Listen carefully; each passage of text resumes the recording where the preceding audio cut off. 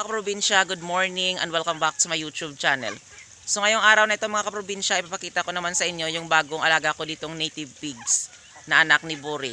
So mga kaprobinsya, hindi na ako nakapag-video nung kumuha ako kasi hapon na yon mga kaprobinsya. So ngayong umaga na ito mga kaprobinsya, ipapakita ko sa inyo kasi magpapakain ako. So yan mga kaprobinsya, ito na siya yung maliit na yan. Yan yung bago kong alaga. Ito yung malaki na sila.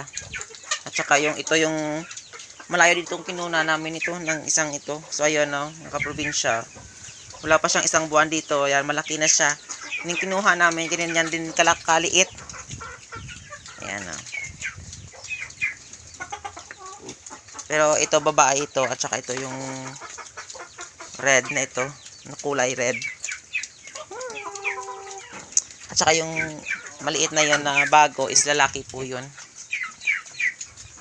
Ayan. Hindi pa yon na kapon. So kakapunin pa.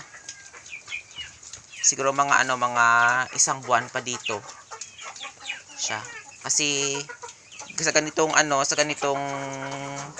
klaseng baboy na maliit pa, hindi po talaga ako nagkakapon kasi baka madisgrasya tayo.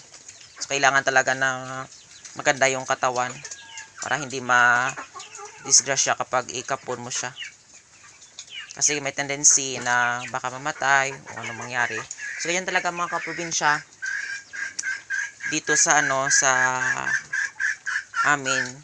Hindi pa naman ako kasi marami na rin akong nakapon na yung mga anak ni Bori na kinukuha ko.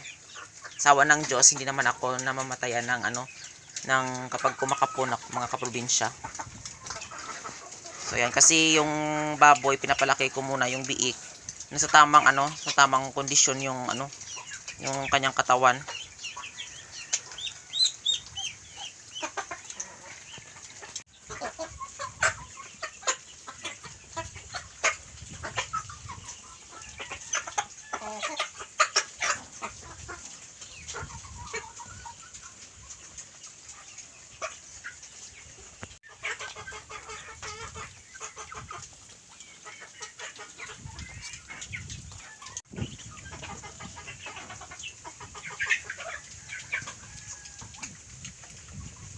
So yan kanina mga kaprobinsya is medyo mga 5:30 yata, medyo madilim-dilim pa. May pumunta dito.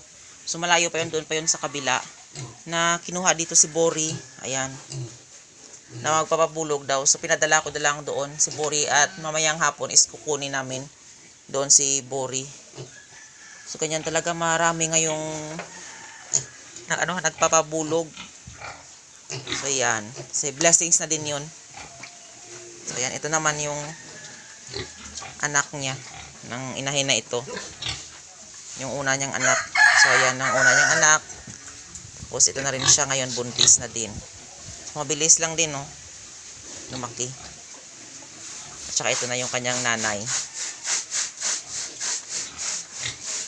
So yan, maaga pa akong nagising. Kasi maaga pa dito pumunta yung nagkuha kay Bori. So ayan, natapos ko na ding linisan sila at natapos ko na ding pakainin.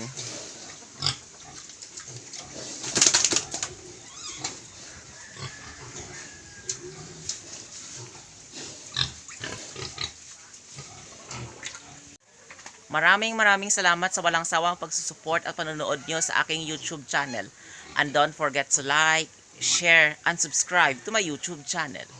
Thank you for watching and happy farming!